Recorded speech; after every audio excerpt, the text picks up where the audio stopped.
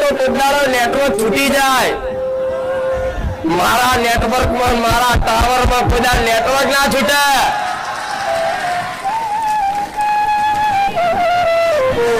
એ tower છૂટી જાય કદાચ તમારો મેસેજ જો મોકલવાનો હોય તો સુધી કદાચ ના પહોંચે, પણ આમ તો કદાચ મારું ટાવર એવું છે ને, મારું નેટવર્ક એવું છે, ખાલી વિચાર કરો ને તોથી પહોંચે। એ રહસ્યમય શક્તિ કહેવાવું, એ અલૌકિક શક્તિ કહેવાવું। એ દુનિયાના છેડામાં એક સાથે એક નહીં પણ કરોડો લોકો યાદ કરો તો કરોડોના લોકોના રૂપમાં જઈ અને તમારા કામ પાર પાડી આવું, ગમે તેના મગજમાં વસીને તમારું કામ ઉકેલી આવું। એક જ સાથે કરોડો લોકો પ્રાર્થના કરો તો કરોડોના મગજમાં વસીને તમારું કામ પૂરું કરી આવું। તો માતા છે એવો વિશ્વાસ આવી ગયો ને તો જે વસ્તુ હોય દાખલો આલો। તમે તમારા ઘરમાં લગ્ન પ્રસંગ આવ્યો હોય, દીકરાનું દીકરીનું, અને દિવસે દાડા જતા હોય, તારીખ લેવડાઈ ગઈ હોય, કંકોત્રી છપાવવા દીધી હોય, છતાં પણ કદાચ કોઈ વાતે વ્યવહાર સાચવવા માટે, કોઈ વસ્તુ લાવવા માટે તમારી જો પૈસા ના હોય તો આગા પાછા થાવશો ને, ચિંતા થાય છે ને, ટેન્શન આવે છે ને। હારું કોને કહું, ભલે બહાર કોઈ ના કહો પણ અંદર મૂંઝાઓ, કોને કહીશ તો આપશે પૈસા, પેલા ભાઈ કહીએ, પેલા ભાઈ કહીએ, પેલા ભાઈ કહીએ, પણ એમાંથી એક વ્યક્તિ ગમે તે એવો હશે જ કે તમને આ ભરોસો જો અહીં માંગીશ ને તો મને મળશે। અને જો કોઈ વ્યક્તિ એમ કહીને ચિંતા ના કરતા હું બેઠો છું તો તમે ચિંતા રાખો છો? ભાઈ લઈ લો, એનો જે કરવાનું ચલો કામકાજ ચાલુ કરો, થઈ જશે કે પૈસા ના થઈ ગયું, ચિંતા ના કરશો। તમને એ વ્યક્તિ પર ભરોસો હોય કે એને કીધું ચિંતા ના કરતા હું બેઠો છું, તો કદાચ એવા માણસ ઉપર ભરોસો રાખો, કદાચ એ માણસ છે કાળા માતાનો વળવી એ ફરી જાય, પણ હું મેરડી મારા જેવી એવું કહેતી હોય કે દીકરા હું બેઠી છું, તમારી જોડે છું, ચિંતા ના કરતા, તો માણસ ફરી જાય, દેવ ફરે, માતા ફરે। અને જાહેરમાં બોલા આવી રીતે આટલી મોટી સભા વચ્ચે હું જાહેરમાં બોલું છું કે જે કદાચ મનથી મને માતાને મોને છે ને, ગુરુ મોને છે, માં મોને છે, એ દરેક ભાવિક ભક્તોને કહીશ કે દીકરાઓ ચિંતા ના કરતા હું બેઠી છું। અરે ગોળા મોણસ કહી દે તો તમે આમ ભૂલી જાઓ, કોઈ નેતા એમ કહી દે કઈ કોમ જ કહેજો તો 4 બટન ખુલ્લા રાખીને થોડોક મારી ઓળખાણ ફલાણા જોડે, ધારાસભ્ય જોડે, કરો કે નહીં?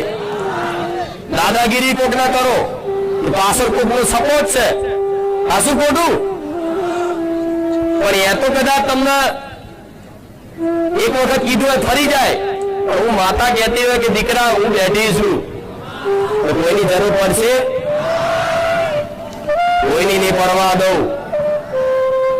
અત્યારે ભલે કદાચ તમારા જીવનમાં થોડી ઘણી લાચારી હોય, ક્યાંક પૈસા આગા પાછા ઉછીના લેવા પડતા છે, હું જોવાનું કોકને એવી તકલીફ છે વ્યાજે લેવા પડતા છે, હું જોવાનું કોકને એવી તકલીફ છે અત્યારે દેવું માથે છે, એ જોવાનું કોકને એવી તકલીફ છે રહેવા ઘર નહીં હોય, એ જોવાનું કોઈનો સંબંધ નહીં થતો હોય, કોઈને કોઈની કોઈ બીમારી હશે, કોઈને ઘરના કકડાટ કંકાસ હશે, કોઈને હાહુ વહુના ઝઘડા હશે, કોઈની વહુ વિહાઈને જતી રહી હશે, કોઈ ઘરનો ઘરવાળો કદાચ એને બોલાવતો નહીં હોય, એને કાઢી મૂકી હશે, કઈક નું કઈક બધાના દુઃખ છે ગોળાઓ, ચિંતા ના કરતા, બધાના દુઃખની વેદના વાપરી બેઠી છું। પણ એમાંથી 20-30% લોકોના કામ નથી થતા।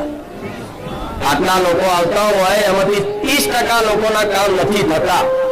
એનું કારણ શું છે કે એમનો અધૂરો વિશ્વાસ, અધૂરી ધીરજ। અહીં આવત તોથી જ 5 રવિવારમાં કંઈક કામ કરાયેલો, માથો પાછો થઈને આવશે, દાદાગીરી કરશે, સેવકને કહે છે કે ભાઈ જવા દે, હેડ હું ઓળખાશ મન કોણ છું, ફલાણું ઢેકણું ઓળખાણ કાઢી ના કરી ગમે તેમ ઘૂસ મારી, ગમે તેમ 5 રવિવાર ભરવાના, 8 રવિવાર ભલે, 11 રવિવાર ભલે, પણ એક દાડો તે હરખું ટકીને મારી આ વાતો ના વાપરી। અહીંયા આવ્યો હોય મોબાઈલમાં ચેડશે, અહીંયા આવ્યો હોય બાર મીરામ ભરશે, અહીંયા આવ્યો હોય જાત જાતના નાસ્તા કરશે, ભલે નાસ્તો કરો ફરો હરો બધું, પણ થોડી વાત તો વાપરી લો. પછી બહાર જઈને કહે છે કે હું પુકાર કરી માતા એ જેવું મારું કામ ના થયું, મારે શું કેવું એને શું કેવું શું કહો આ શું ખોટું. એટલે તો હું એવા માણસોને કહી જો ધીરજ ના હોય અને વિશ્વાસ ના હોય ને તો ખોટા સુલ્યા ભાડા વગાડવાના. બીજા 5 માણસ ઉપરથી સાચા ભક્તો છે બચારા એમને બહાર ઉભું રહેવું પડે છે. તમે સીટ ગોઠવી નાખો, બહાર ઉભેલા ભક્તોની અંદર જેટલો ભાવ હોય હું માતા જોડું, પાછળ ઉભેલા ભક્તોનો જેટલો ભાવ હોય, આ બાજુ બેઠેલા ભક્તોનો જેટલો ભાવ હોય મારા જેવી માતા જોડે. પણ ભલે કદાચ ખોળા બેઠા હોય ને તો હું મેલડી, ભલે તમે દુનિયાના તમારા ધામના ખૂણે ખાચરે બેઠા હશે પણ દરેક ઉપર મારી નજર છે. એટલે ઉતાવળ કરવી, અહીં આવો તો કદાચ કોઈ સેવકનો ઠપકો મળે. આવું કરું આ સાચી વાત કરું. શ્રી મોનોએ માતા શું ગમે તે રૂપમાં ગમે તે રચાવું, થોડું અભિમાન હોય તો નો સેવકનો ઠપકો અપાવું, તરત ફૂલી જશે મને ઓળખાશ હું કોણ છું, હું મેળડી ચલે ઉપર હું તને ઓળખતી. તારા જેવા છાસી છપ્પા નહીં આવે બધું આટા મારવા. આ શું ખોટું? અહીં કોનું કામ છે? જે અપમાનિત થઈને તે કદાચ અપમાનિત થઈને તે નાનો બની ગમે તેવો પદ વાળો હોય, ગમે તેવો મોટો હોય, પણ બધું એનું અભિમાન, એના પદનું અભિમાન, એના નામનાનું અભિમાન, એના પૈસાનું અભિમાન બધું એના ઘેર મૂકીને આવે અને અહીં આવીને એકદમ ગરીબ બાપો વચારો રહી અને કોઈ કદાચ એમ કે ને કે આ આગળ ઉભો રહે તો એ કદાચ અપમાનિત થઈને તે હા હા હા હા ભાઈ રામ રામ રામ એમ ઉભો રહે, એનું એ કામ છે. ભલે પછી બાર મોટા તમે સાહેબ હોય, આ શું ખોટું? મારું થવું હોય તો, જો મારી કૃપા પૂરેપૂરી જોવી હોય તો, અને કંઈક કામ કરાવવા હોય તો મોનો નારિયેળ, શ્રીફળ, ચુંદડી, અગરબત્તી, મોનો પેડા, સુખડી, તમારે જે મોનવું એ મોને ઊંચો ના પડે. કોઈ કીધું હું નારિયેળ હું કામ કરું છું, એ કોઈ કીધું શ્રીફળ, ચુંદડી, અગરબત્તી હું કામ કરું છું, કોઈ મેં કીધું મને સુખડી બહુ હાલીશ, કોઈ કીધું મેં કીધું કે મને પેડા બહુ હાલાશ, કોઈ કીધું મને કાજુ કતરી બહુ હાલીશ, મેં કીધું કે કાજુ બદામ બહુ હાલાશ. કોઈ દાળ કોઈ વસ્તુ મેં કીધું કે આ વસ્તુ હાલો તો હું જબરું કામ કરી આલું.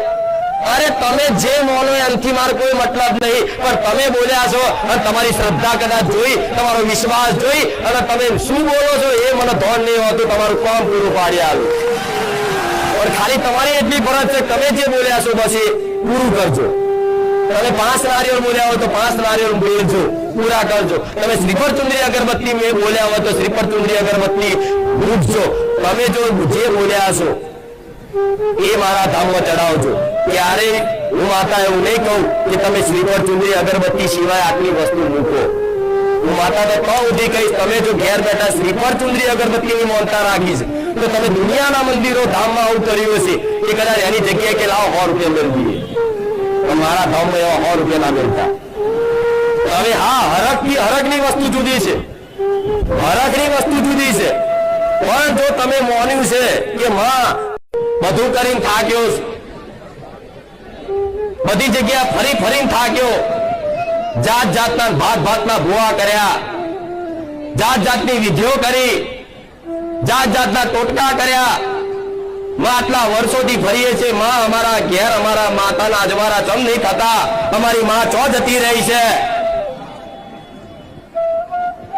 તારે આ જગતમાં કદાચ દુખી થાય એટલે માતાને ખોરવા નીકળે કે કંઈક કરતા જો માતાનું કદાચ થોડું ચોખ્ખું થઈ જાય અને માતા અમારી જાગૃત થઈ જાય તો અમારા ઘેર સુખ શાંતિ આવી જાય, અમારા જોતો ભટકવું ના પડે. પણ કદાચ હું માતા એવું કહીશ, હું સોલંકી પેઢીની રોમબારી મેલડી એવું કહીશ કે દીકરાઓ ચોય ભટકવાની જરૂર નહીં, તમારી માં તમારા ઘેર બેઠી છે,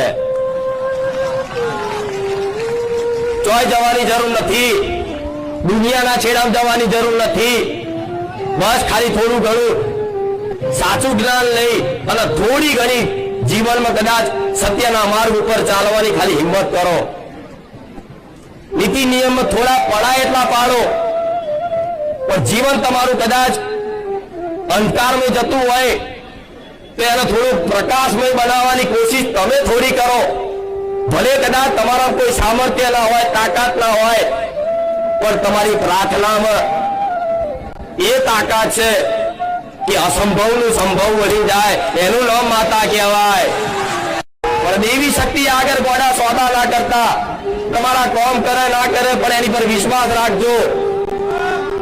સોદા કરે ગોડા એ શું કહેવાય? સ્વાર્થનો સોદો કહેવાય. સોદા તમે પોતાના જો ક્યારેય ના કરો, જેને પોતાનું માનતા હોય એને જો સોદો કરો. તમે તમારા દીકરા જો સોદા કરો, તમે તમારી મમ્મી જોડે કદાચ પૈસાની લેવા દેવાનું હોય તો કે માં તું મને 5000 હાલ, હું તને હાડી લઈ આલી જેવું તમે તમારી માન કહો. જેમ કે માની ફરજ છે, દીકરો કદાચ માગે અને જરૂર હોય તો માં કદાચ નહીં હોય ને તો તમારા માટે ચોક કદાચ કામ કરી આવીને બહાર કરી આવીને એ દીકરા લાલ છે.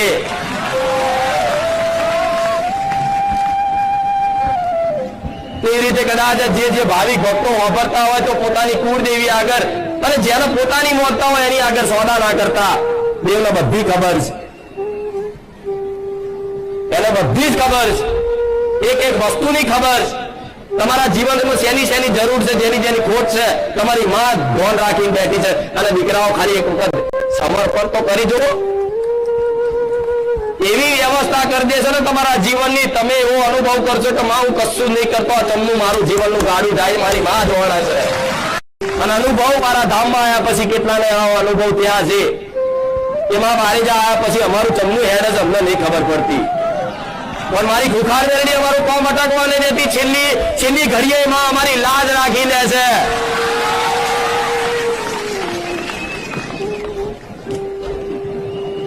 તો કદાચ નાના એવા કોમ ના થાય એવી શંકા નહીં કરવી, દેવી શક્તિ વાપરતી નહીં. કોઈ કામ કદાચ માનતા રાખી પ્રાર્થના કરી તમારી માતા, અને કદાચ કોઈ કામ ના થાય તો શંકા નહીં કરવી કે માએ વાપર્યું નહીં. પણ ના, એક કામ નહીં કરવા પાછળના તમારી માં કારણ જોડતી હોય, અને એ કામ ના કરે હવે તે તમારું ભલું હોય, તમને ખબર પડે એ તમારી તરફ જોતી હોય કે લે દીકરા તું મને ચાહે છે ને, હું તારું કામ ના કરું, તું બીજાને કહેતા બીજાનું કરી આલીશ, તારું નહીં કરું. એ જોવે કે એના કામ નહીં કરતી છતાંય મને ચેટલો માને છે, મને ચેટલો વાલ કરે છે, મને ચેટલો પ્રેમ કરે. તમારી માં જોવે. અરે ભક્ત એને કહેવાય કે માતાને એમ કે માં તારા કામ કરવા કર, તારે મારી હોમું જોવું હોય તો જો, પણ હું તને નહીં છોડવાનો, હું તને નહીં ભૂલવાનો. તું ભલે કદાચ મુખડું ફેરવી લો મારાથી, પણ માં હું તને નહીં છોડું. મરી જઈશ પણ તને નહીં છોડું. ભલે ગમે તેવો હોય, હું ગમે તેવો હોય, મારા પાપ ગમે તેવા હોય, પણ મારી માં હું તને નહીં છોડું. આ ભાવથી કદાચ દેવી શક્તિની ઉપાસના કરો ને એનું ભજન કરી જુઓ ને, તો તમે કદાચ એની ઓગળી ઝાલો અને માને ખબર પડી જાય કે હવે મારા ભરોસે છે અને આખું જીવન મારી પર સમર્પિત કરી દીધું છે. એને કોઈ પોતાનું બળ નહીં વાપરતો, બસ એક જ એનો વિશ્વાસ છે કે મારા ઘેર મારી માતા બેઠી છે ને, દુનિયાના નડતર હશે તો પાતાળમાં ઘાલી દેશે, તમારી કુળદેવી ઘાલી દે. પણ એવો ભરોસો, એવી ભક્તિ અને એવો પ્રેમ આપી દેવો પડે. એક વખત માં કરી સ્વીકારી લેવી પડે કે માં તું મારી માં છું. તારે જીવનમાં એવા ચમત્કાર થાય તમે નહીં દુનિયા જોતી રહી જાય. તો આની જો જબરી માતા છે, તમે નહીં આખું જગત સ્વીકાર કરે, તમે નહીં આખી દુનિયાનો માનો એનો માતા. તમે માતાને માનો કે ના માનો, તમે માતાજીની ઉપાસના એની ભક્તિ કરો કે ના કરો, જે જીવનમાં દુઃખ સુખ લખેલા છે તમારા કર્મો અનુસાર એ તો આવવાના જ. તમે માતાજી નહીં માનો તો દુઃખ તો આવવાનું. તમે માતાજીને નહીં માનો તો દુઃખ તો આવવાનું ને, તો તમે વેઠવાના તો ખરા જ ને. કદાચ નહીં મોર્નિંગ જો વેચશો ને તો કદાચ મરવાના વિચારે આવશે કે હવે મારું કોઈ રહ્યું નથી, ના હું સુસાઇડ કરી લઉં, આત્મહત્યા કરી લઉં.